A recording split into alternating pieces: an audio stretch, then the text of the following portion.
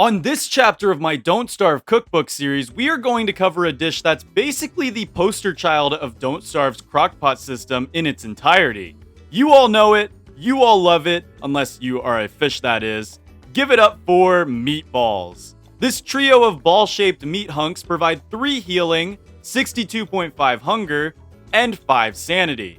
They have a slow eating animation, take 15 seconds to cook in a standard crockpot, have a priority of -1, and when fully fresh will take 10 days to rot.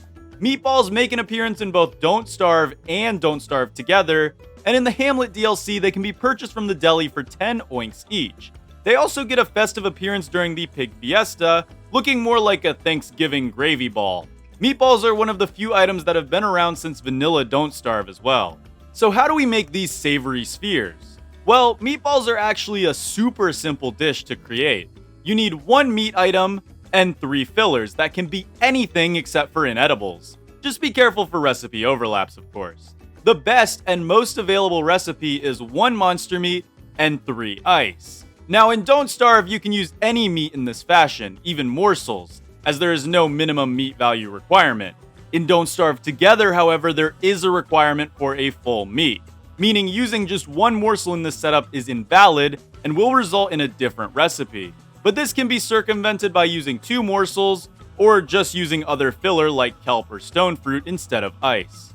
Meatballs provide a whopping 62.5 hunger. That's almost half of the default 150 max hunger that most characters have. And while that may not seem like a lot, let's look at the optimal ingredients. 1 monster meat, which provides 18.75 hunger at a cost of health and sanity, and 3 ice, which provides 6.9 hunger. No, I promise I'm not joking about that number. That's actually the amount 3 ice cubes provide. But doing basic math, we can see that if you ate the raw ingredients, you would gain 25.65 hunger. But put them all in a pot together, and boom, now you are not only making that monster meat far less deadly, but you have made the ingredients far more nutritious as well, providing 36.85 more hunger at the cost of 15 seconds. There's a reason meatballs are touted as one of the most iconic Don't Starve dishes in the entire game.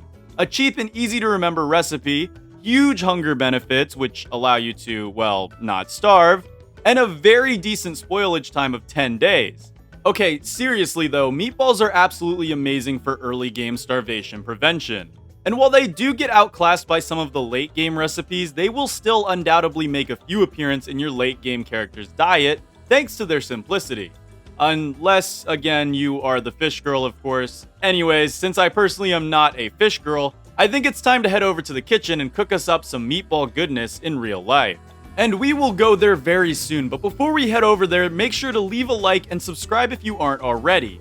And since you made it this far into the video, be sure to leave a spaghetti emoji down below, because what else goes so good with meatballs? Alright, let's get back into the video and do some cooking. Before we cook our Don't Starve style meatballs, first we have to go over what our recipe is going to be. Now, meatballs in Don't Starve require meat, so that's a given. Our meat of choice will be ground beef. As for our filler, I decided to go with the wackiest ingredients possible to try to give these meatballs a Don't Starve flair to them. Our filler is berries, carrots, and banana. Yes, this should be very interesting. So first, let's go ahead and start with our carrot. When I first made Don't Starve style meatballs, I didn't process the carrot slices, so this time my plan was to process them to ensure the meatballs look as lore accurate as possible. So they get put into a blending cup for later. Next up is the banana. Now this banana is a little too underripe for consuming in my opinion, but that's okay because we are going to be cooking it. After peeling it, I gently tore it apart with my bare hands goblin style, and added it to the blending cup. Next up were the berries. My berries of choice for today's dish would be blueberries. I scooped up a few handfuls and added them to the blender. And then it was time to actually utilize the blender to create our fruit and veggie puree. After that was done, it was time to create the meatballs. Now in Don't Starve, meatballs are gigantic.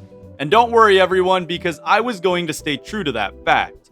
I scoop out enough meat to make 3 gigantic meatballs into a baking pan, and then create a little indent in each ball. Then I pour a decent amount of the strange puree into the meatballs and cover them up. Looking pretty snazzy so far. I still had a good bit of puree left, so I decided to top them with it as well. Now it was time to bring these bad boys to the oven to cook. And luckily, you don't have to wait for them to cook. Instead, we can get right into the part you have actually probably been waiting for, the taste test. Alright, so here we have our meatballs. Oh my goodness, dude. Look at these things. I'm probably gonna have some pictures playing on screen now, but oh my, dude. They smell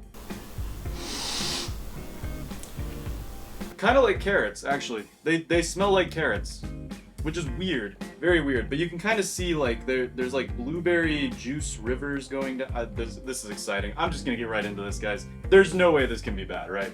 There's no way. All right, so what we're gonna do first is we're going to ruin this nice, beautiful pile. I'm going to actually flip this meatball down. Ooh, don't drop, buddy. Yeah, you can see the steam coming off of this. These actually took like 2 hours to cook. Believe it or not, like I cooked them low because I didn't want them to deform, so I cooked them at like 300 degrees. But they took forever to reach 160 degrees, which is the safe consuming temperature for ground beef. And I don't want to get sick. So, you know. Anyways, let's go ahead and get a nice cross section here. It's straight up a meatball. I've never been more excited to try a Don't Starve dish in my life. So let's get a nice crust shell outer thing going on here. Let's eat.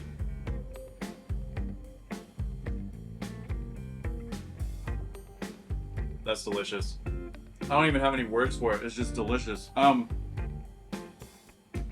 You can really taste the sweetness of the blueberries and the banana. You can taste the sweetness of them. You have the sort of bitterness from the carrot, and then it's all put together by the meat. It's absolutely phenomenal. I would highly recommend you guys make this dish. Probably add a few more seasonings. I only added salt and oil because I wanted to get like the true Don't Starve meatball taste, because this is one of the most iconic recipes in the entire game, you know what I'm saying? But this was good. This is really good, and I would definitely make this again. I mean, I have made it again. I've made it 2 times now for this channel, but this time I'm doing it officially. And dude, I'm gonna devour this whole thing. Oh, delicious, perfection. Let's actually, you know what I'm curious about? Let's see if the flavor penetrated to the center of the meatball. So this is a cut from the center of the meatball. It looks like just meat. Let's see if any of the flavor of the carrot, banana, or blueberry actually penetrated down to the center, because this did cook for a long time. And I did put the, if you remember watching me prepare it, I did put the juice, the puree, into the center as well. So, by logic, this should also have that flavor. And it does. Yep. I know I'm glazing this recipe so hard, but like seriously, make these. If you're, you know, okay with eating meat. If you're playing Wort in real life, don't make these because you need meat. But yeah, something like that. All right, cut it out.